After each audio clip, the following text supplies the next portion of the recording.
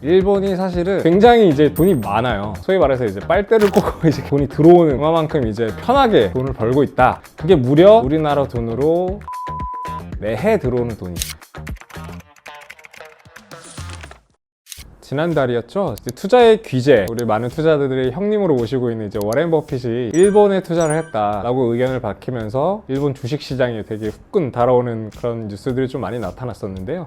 도대체 왜 일본이 그런 성장성이 있나? 뭐 일본 주식 ETF 이런 걸 살 수는 있어도 일본 기업에 직접 투자한다라는 걸 생각을 많이 안 해봤거든요. 아직도 일본이란 나라는 잃어버린 30년이라는 그런 좀 부정적 수식어가 아직 가득한 나라였기 때문에 더 그런 생각이 들지 않나 이런 생각이 드는데요. 오늘은 여러분들이 조금 궁금해할 만한 돈의 이야기를 좀 해보아 드릴까 합니다. 안녕하세요. 저는 파운투자자문 운용력 임재민입니다.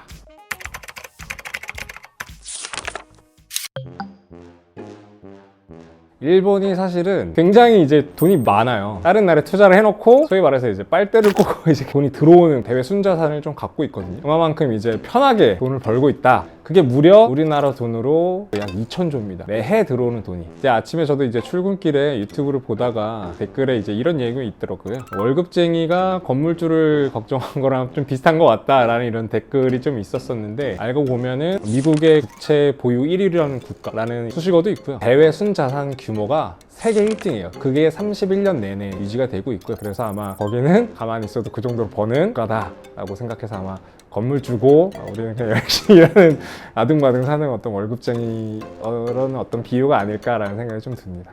그럼 도대체 일본은 돈이 어디서 났나? 옛날에 이제 일본이 굉장히 이제 수출 강국이었었거든요. 그렇게 많이 벌어들이는 돈으로 다른 나라에 있는 인프라 혹은 뭐 기업, 땅도 있겠죠. 거기에 투자한 걸 바탕으로 이제 돈이 들어오는 거죠. 최근에 트렌드는 좀 그냥 말씀드리면은 일본 같은 경우에는 주식에다 투자하는 것뿐만 아니라 직접 투자라 그래가지고 기업을 인수합병하거나 해외에 있는 어떤 그런 굵직굵직한 이제 대기업들이라든가 혹은 뭐 중소형 기업들이라도 그런 기업들을 지분 투자를 한다던가 아니면 인수를 한다던가 이런 비중이 조금씩 많이 늘어나고 있어요. 직간접적으로 좀 투자를 하거나 인수합병하면서 그 기업의 어떤 배당, 이자, 돈을 벌어들이는 게 아닐까라는 생각을 좀 해봅니다.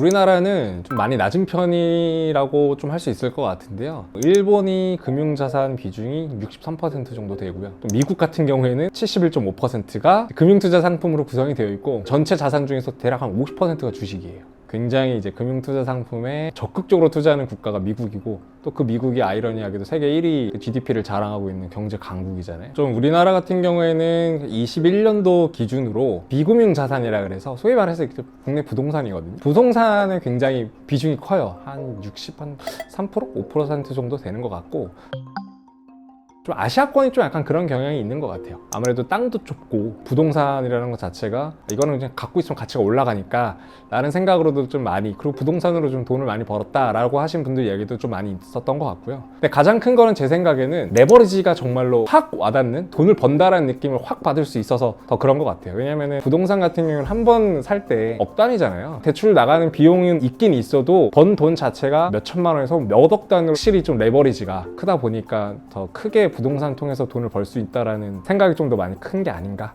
이런 생각이 좀 듭니다. 제가 한번 이런 말씀 한번 들어볼게요. 그냥 하루 일과를 한번 좀 생각해 봤거든요. 내가 우리나라 제품을 많이 쓰나 해외 제품을 많이 쓰나 보면은 거의 압도적으로 해외 제품을 많이 쓰거든요. 인트로에서 말씀드렸던 그 일본 관련된 영상도 유튜브를 통해서 제가 봤고요. 넷플릭스 좀 많이 보고요. 그리고 회사, 우리 다 이제 월급쟁이잖아요. 월급쟁이다 보니까 회사 일을 많이 하는데, 회사 일을 잘 생각해 보시면은 엑셀 없이 돌아가는 회사가 있나라는 생각이 일단 첫 번째로 좀 들고요. 두 번째로는 리서치를 할 때도 구글링을 많이 하고요. 만날 때도 스타벅스 주로 많이 가고요. 파운트트라는 고객님들도 일상을 한번 딱 돌아보시면 거의 대부분의 어떤 소비, 서비스, 재화 이런 모든 것들을 이용하는 게 대부분이 글로벌 제품이 아닐까 생각이 들고, 기업은 두말할 것도 없고요. 엄청난 돈을 버는 회사들이다 보니까 우리가 막 동경하잖아요. 애플, 마이크로소프트 다니는 직원들 보면 거기 좋겠다 생각하는데, 저는 솔직히 말씀드리고 싶은 거는 거기는 사실 직원들보다도 거기에 투자한 주주들이 오히려 우리의 부러움이 대상이 돼야 되거든요. 우리도 소비도 하고 투자를 통해서 자산도 늘어나는 그런 게 조금 선순환이 같이 돼야 되는 게 아닌가. 그래서 여러분들한테도 적극적으로 해외 투자를 했으면 좋겠다라고 오늘 좀 말씀드리고 싶습니다.